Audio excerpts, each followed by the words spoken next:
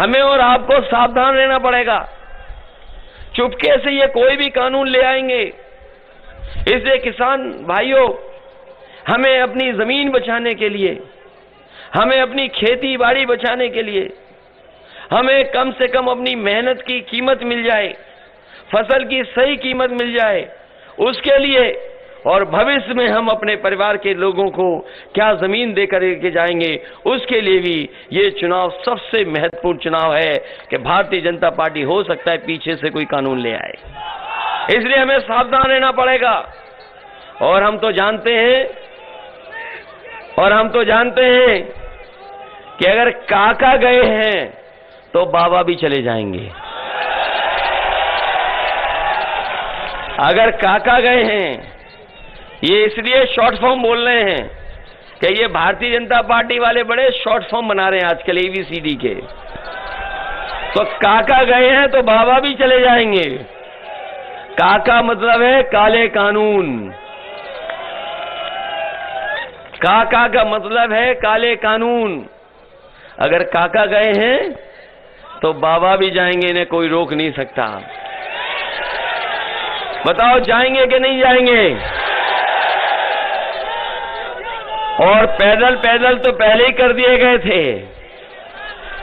पैदल पैदल तो पहले ही कर दिए गए थे। अब चुनाव लड़ने भी अपने घर पहुंच गए हैं। ये उत्तर प्रदेश की जनता भारतीय जनता पार्टी को माफ नहीं करेगी। उत्तर प्रदेश का किसान, नौजवान, व्यापारी इस बार भारतीय जनता पार्टी को उत्तर प्रदेश से साफ कर देगी। इनके भाषण सुनिए आप, भाषण सुनते होंगे आप, इनके भाषण सुनते होंगे आप। इनके जो छोटे नेता हैं वो छोटा झूठ बोल रहे हैं, और जो नेता हैं, थोड़े बड़े नेता हैं, वो बड़ा झूठ बोल रहे हैं, और जो सबसे बड़े नेता हैं वो सफेद झूठ बोल रहे हैं और सबसे बड़ा झूठ बोल रहे हैं। बताओ झूठ बोल रहे हैं कि नहीं झूठ बोल रहे हैं? इनसे ज्यादा झूठी पार्टी कोई अगर हो तो बता दो हमें। हमारे किसान भाई जानते होंगे, ये कह रहे थे कि किसानों के हम आय दोगुनी कर देंगे। बताओ पीलीभीत भाइयों, पीलीभीत के किसान भाइयों, ये तो मेहनत करने वालों का जिला है, यहां खेती करने वाले लोग हैं। बताओ कौन सी फसल की आपको आय दोगुनी हो गई है? अगर किसी की आय दोगुनी हो गई हो तो बताओ हमारे किसान भाइयों। और धान में लूट हो गई कि नहीं लूट हो गई? धान जो खरीदना चाहिए था सरकार ने नहीं खरीदा, न केंद्र लगाए, न बनाए, और लूट हो गई। और डीजल महंगा हो गया कि नहीं हो गया? और पेट्रोल कहां पहुंच गया सोचिए आप। ये वही लोग हैं जो कहते थे कि गरीब और चप्पल पहनने वाला हवाई जहाज में चलेगा। याद है कि नहीं याद है? और जब से डीजल पेट्रोल महंगा किया, हमारे गरीब की गाड़ी नहीं चल सकती, मोटरसाइकिल नहीं चल पा रही है। कहां चल पा रही बताओ?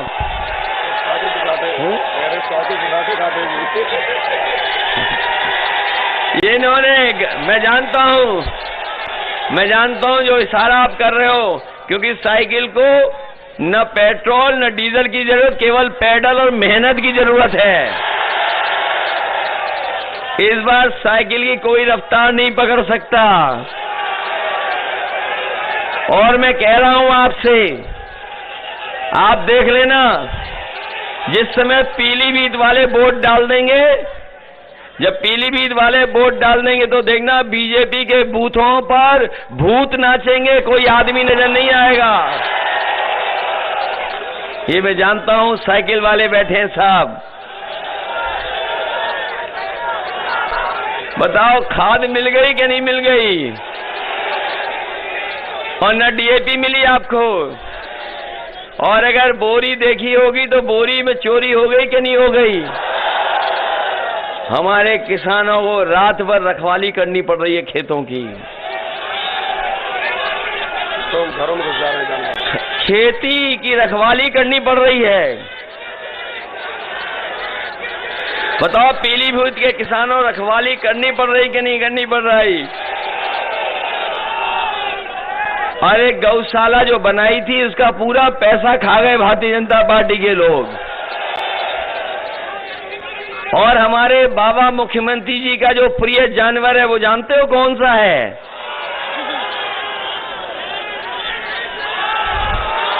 बताओ, हमारे बाबा मुख्यमंत्री अपना प्रिय जानवर तक नहीं पकड़ पा रहे हैं, वो मार मार टक्कर लोगों की जान ले रहा है। इसलिए समाजवादी पार्टी ने तय किया है कि अगर सांड के सींग से मरने से किसी की जान जाएगी या जानवर के टकराने से किसी की जान जाएगी तो समाजवादी सरकार बनने पर 5 लाख उस परिवार की मदद करने का काम करेंगे। हमारे बाबा मुख्यमंत्री लखनऊ में बहुत सारे उन्होंने लैपटॉप, टैबलेट और स्मार्टफोन बांटे हैं। बताओ, आप में से किसी को मिला हो तो बता दो। किसी को नहीं मिला। और अभी तक तो हम ये जानते थे कि हमारे बाबा मुख्यमंत्री कंप्यूटर नहीं चला पाते हैं, लेकिन अभी एक उन्होंने तस्वीर लगाई थी स्मार्टफोन से। ये खुद पूरब देख रहे हैं और जनता पश्चिम देख रही है। उस दिन पता लगा कि इन्हें स्मार्टफोन भी चलाना नहीं आता है। और ये जो गर्मी निकालने की बात कर रहे हैं, ये जगह जगह कह रहे हैं कि गर्मी निकाल देंगे, लेकिन वो जानते नहीं है कि इस बार किसान और नौजवान इनकी भाप निकाल देगा। और रही बची भाप, ये हमारे बीएड टेट वाले लोग, 69,000 वाले, शिक्षा मित्र वाले, ये बीएड से लेकर के इन्हें कितना लड़ना पड़ा है। बताओ, आप लोग भाप निकालोगे कि नहीं निकालोगे? और मुझे सुनने में आया था कि शिक्षा मित्र वालों की ड्यूटी नहीं लगा रहे हैं। बीएड टेट वालों की भी समस्या का समाधान अगर कोई करेगा तो हमने अपने मैनिफेस्टो में लिख दिया है कि आपको नौकरी देने का काम भी समाजवादी सरकार में होगा। और इसीलिए आप आभार का भी तख्ती लेकर के आए हैं। इसलिए समाजवादियों को मत भूलना। ये 69,000 वाले आरक्षण घोटाले वाले जानते हैं कि इनके साथ अन्याय हुआ है।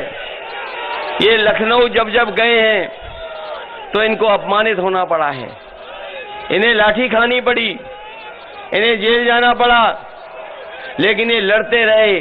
हम इनको 69,000 वाले लोगों को बता करके जा रहे हैं कि जो आरक्षण में इन्होंने धोखा दिया है, समाजवादी सरकार बनेगी तो इनकी भी समस्या का समाधान करने का काम समाजवादी लोग करेंगे। इसलिए हम आपसे विशेष निवेदन करने आए, अपील करने आए हैं।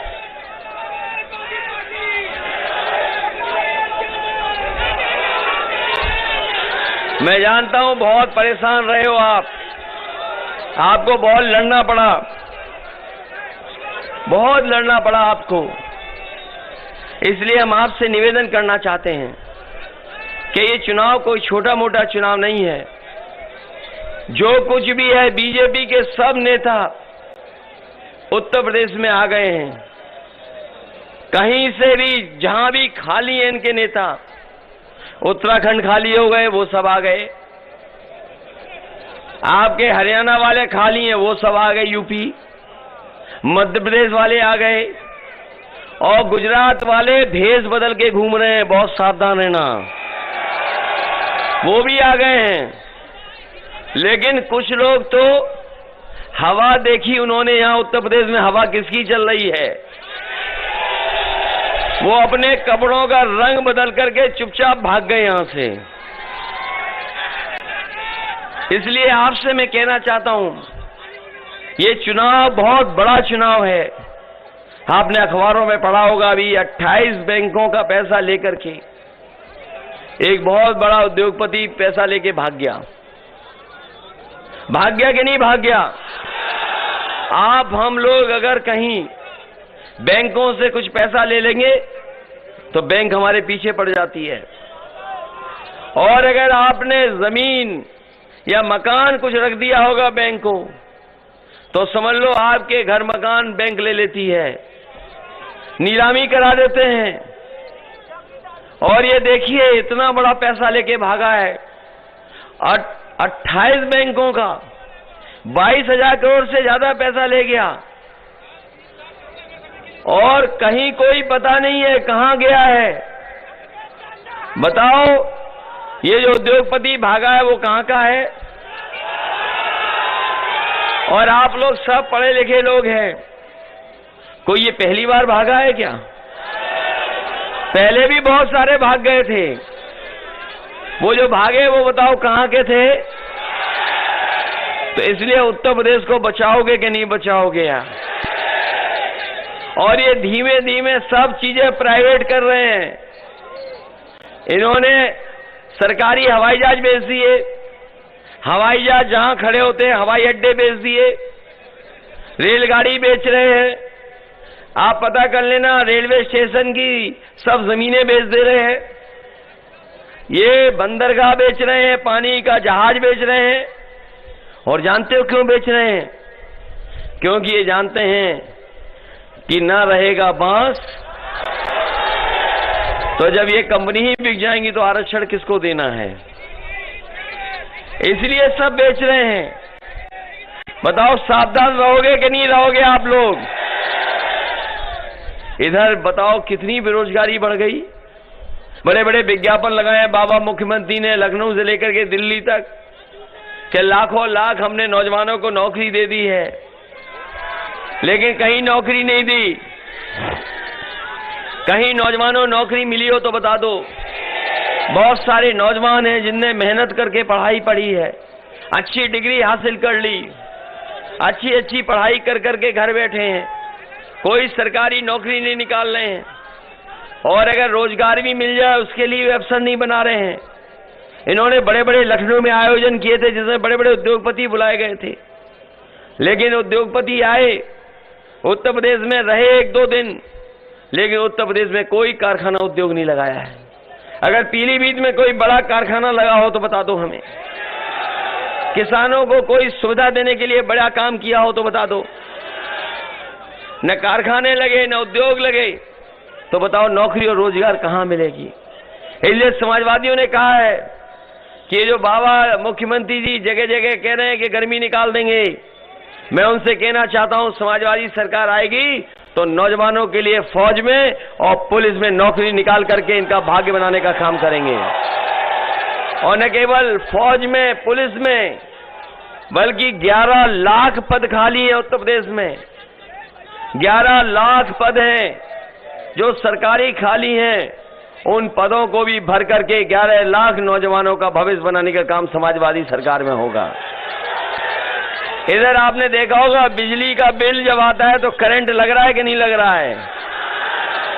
बिजली महंगी कर दी बाबा मुख्यमंत्री ने, और बीजेपी के लोग ने एक भी बिजली का कारखाना नहीं लगाया है।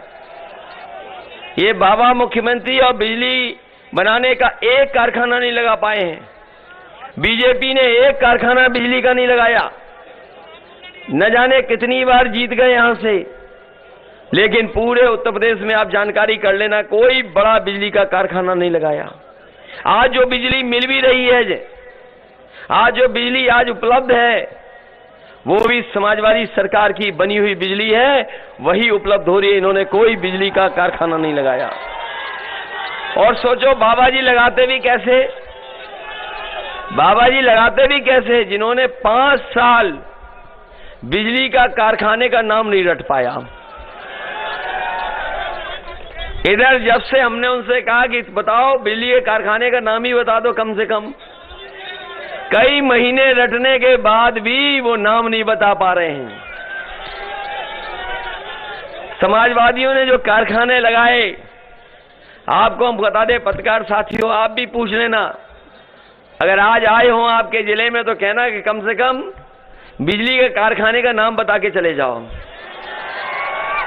और कहां लगाया ये भी बता दो आप। समाजवादियों ने लगाए थे बिजली के कारखाने। जिन कारखानों को लगाया वो बड़े बड़े कारखाने थे, उनको उनके नाम है 3x660 super critical thermal plant. बताओ बाबा जी कह सकते हैं कि 3x660 super critical thermal plant? इसीलिए बिजली नहीं बनाई, केवल बिजली के बिल भेज रहे हैं। समाजवादियों ने तय किया है कि घरेलू बिजली के लिए 300 यूनिट माफ होगी, कोई बिजली का बिल 300 यूनिट के लिए नहीं देना पड़ेगा। और अपने किसानों को सिंचाई के लिए बिजली फ्री, कोई पैसा किसानों को नहीं देना पड़ेगा। जब से समाजवादियों ने 300 यूनिट फ्री कहा है, भारतीय जनता पार्टी की बिजली गुल हो गई है और ट्रांसफार्मर फूक गया है।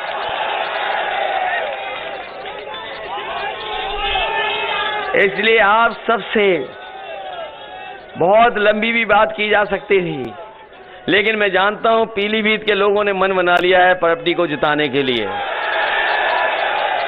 बताओ चारों जिताओगे कि नहीं जिताओगे? बरेली वाले जानते हैं कि कितनी सीटें जीत के आ रहे हो? बताओ पहली बार ऐसा चमत्कार हो रहा है, बरेली सब सीटें जीत रहे हो आप, रामपुर सब सीटें जीत रहे हो आप। और ये तीसरे चरण में वोट पड़ने जा रहा है, वो हमारा भी वोट पड़ेगा।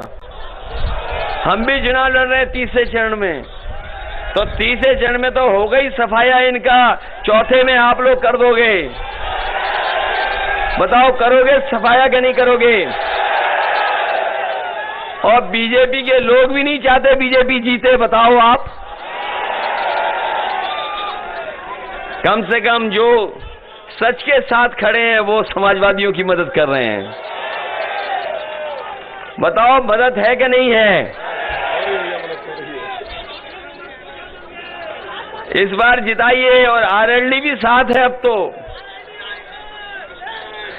इसलिए हम आपसे निवेदन करके जा रहे हैं कि यहाँ के किसान और सिख भाइयों ने बहुत मुकाबला किया बीजेपी का, बहुत मुकाबला किया। इतना मुकाबला कोई कर नहीं सकता था, इतना मुकाबला कोई नहीं कर सकता था। यहाँ के लोगों ने मुकाबला किया। इसलिए हम कहना चाहते हैं आपसे, ये लोग जो सत्ता में बैठे लोग हैं, इन्हें किसान का दुख नहीं समझ में आ रहा है। नौजवानों के सामने जो रोजगार और नौकरी का संकट है वो समझ में नहीं आ रहा है। जो महंगाई बढ़ रही है वो दिखाई नहीं दे रही है, और जो गरीबों को हमारा इलाज और पढ़ाई नहीं मिल पा रही। और कोरोना के समय पर सब बर्बाद हो गई, पढ़ाई के नहीं बर्बाद हो गई, बच्चों की सब पढ़ाई बर्बाद कर दी, और इलाज भी हमारे लोग सरकारी नहीं करा पाए। ये जो एम्बुलेंस चलती थी, अभी याद दिला देना, जिस विधानसभा के मुझे याद दिला देना।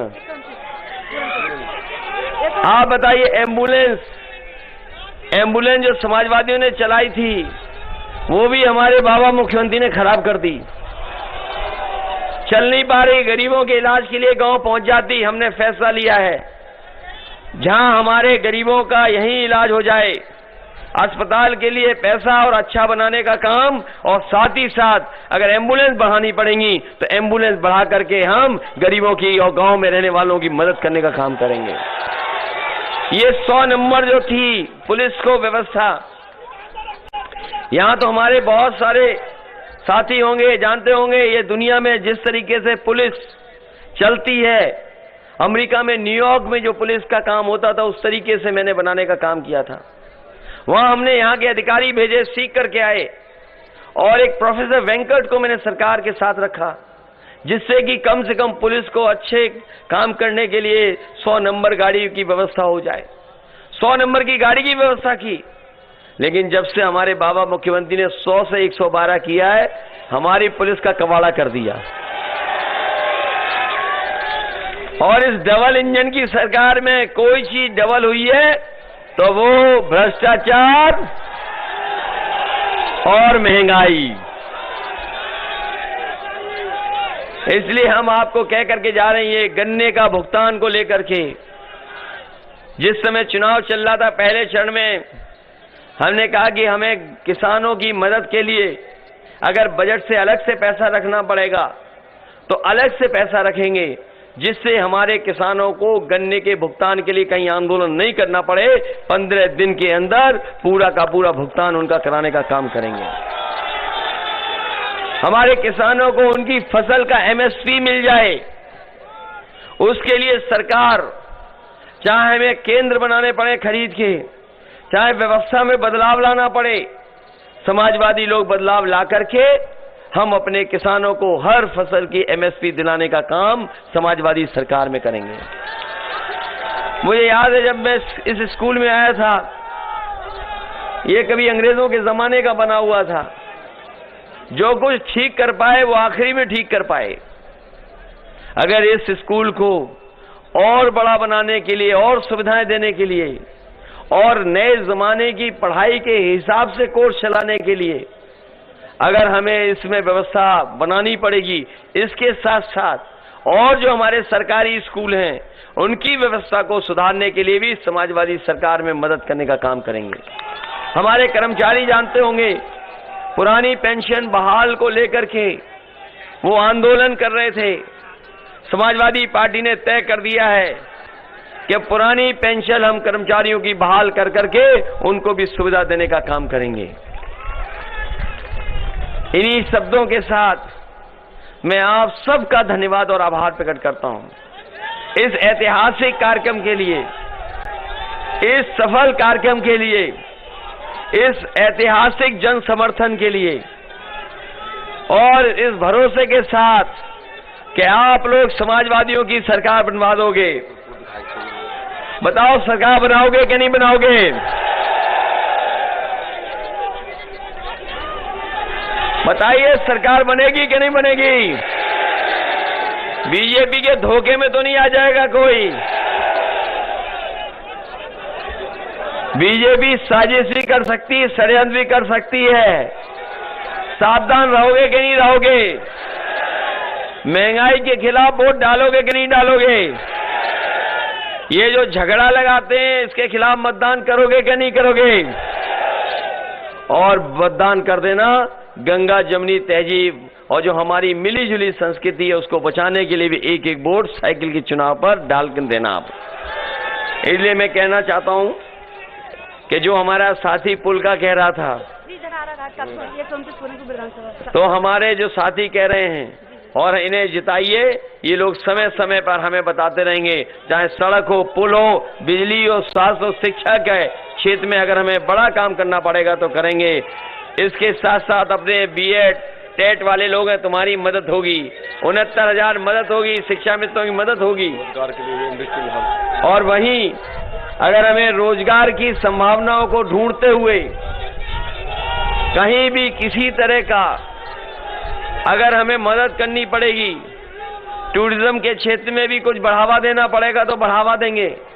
और किसानों की सुविधाओं को लेकर के अगर हमें मंडी का सब कुछ ठीक करना पड़ेगा जिससे कि हमारे किसानों को एमएसपी मिल जाए, वो भी इंतजाम करेंगे। वहीं हमारे बंगाली समाज के बहुत बड़ी संख्या में लोग रहते हैं। कई सरकारें यहाँ ही चली गई, उनकी समस्याओं का समाधान नहीं हुआ है। इस बार सरकार बनेगी तो बंगाली समाज के लोगों की हम पूरी ईमानदारी से मदद कर करके उन्हीं सब समस्याओं का समाधान करेंगे। इसलिए आप सबको बहुत बहुत बधाई देते हुए वहीं हम आपसे कहेंगे कि 2 मिनट के लिए हमारे जो नेता हम लोगों ने खोए हैं, पूर्व विधायक गोपाल कृष्ण जी, हाजी साहब, अहमद हसन जी और हमारे पीतम राम जी और तमाम लोग जो हमने नेता खोए हैं पार्टी के, और कोरोना के समय जिन लोगों की जान गई या किसान आंदोलन में जो शहीद हुए, उनके लिए 2 मिनट का मौन रख करके हम उनको याद करेंगे।